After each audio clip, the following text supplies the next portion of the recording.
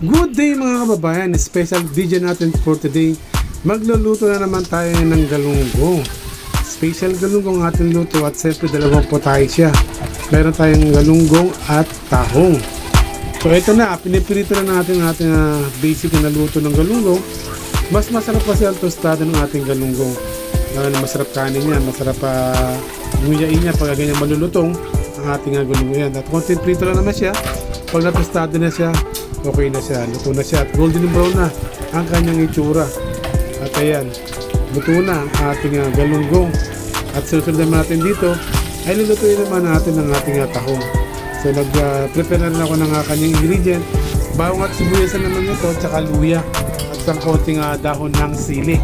Kaya napakadaling lutuin at very easy. Sa lagang 150, meron ko na dalawa pa tayong ulam. Isang galunggong at saka isang tahong. At ito na ang ating ingredient, bawang, sibuyas at luya. At tayo ay magigisa na. Sasabay-sabay natin magigisa kasi basic na naman natin pagluluto. Pakukulungan lang naman natin yan. Pero mas maganda kung gigisa mo ng bahagya, no? Para yung ibang nakapit sa shell ng ating tahong ay medyo mawala. At magisa rin siya para mapatay rin ang ating mga bacteria niya, no? At yan, napatuloy natin yung ginigisa. Iginisa ko na rin siya sa ating pinagprituhan.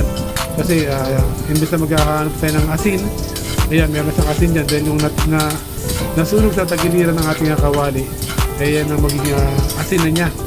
At sa konting bahagyan na tayo ng asin para nasa ganun, maluto ng maigi ang ating bawang at sibuyas.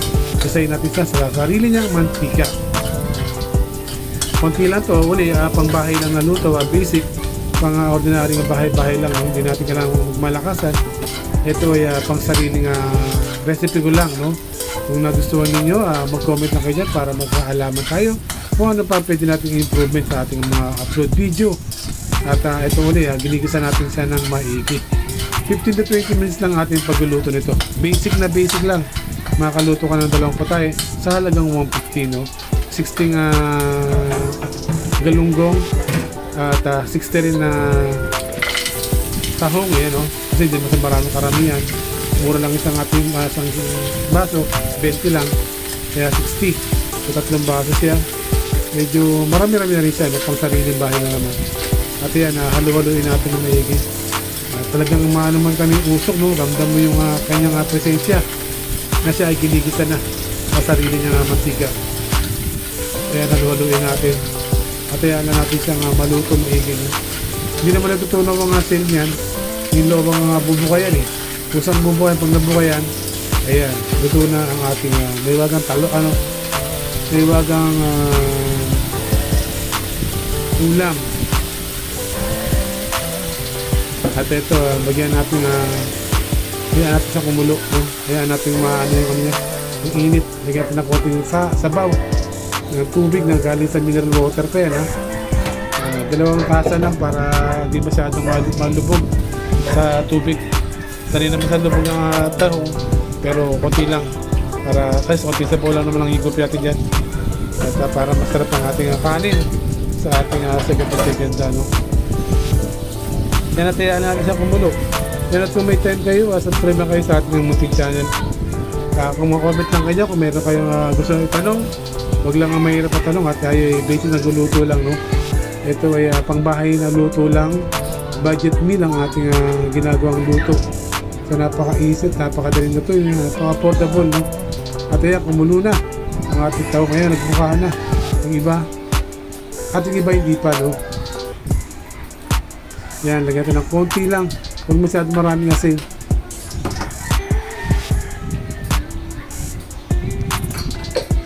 At meron siya asin kanina eh. Kaya lagyan siya ng mga seasoning para nang sa ganun, pagkulo niya, eh luto na siya, di ba? Basta 15 to 20 minutes na pag bumuka na yung mga yan, lagyan ng konting nam-nam-nam para masarap ang ating kanin. Mainit-init na sabaw. Mainit na sabaw na tahong, no? At ang ating galunggong. Ayan, luto na siya. Kaya malambong mukha yun. Bumuka na ang ating mga tahong. Titigman natin ng konti. So hindi naman kailangan na masarap yan sabaw. Tama-tama lang. Dahil meron naman siyang partner na galunggong. Muli, no, budget din ang ating budget na ating ulam sa gabi, no? Halagang 150, mayroon ka ng 20 tayong ulam. At meron naman tayong tiyatara ito na. Lalagyan natin ang ating dahon ng sili. So halaga 10 piso na din yan, dahon ng sili. Sa madaling salita, ang ingredient niya na nilalaro lang sa 30. No, bawang sibuyas at luya, 5 piso plus 10 piso. 30, no? Plus 10, 30. Kasi ang dahon ng ang dahon ng sili, 10. Ang luya ay 10. Bawang sibuyas at 5 lang.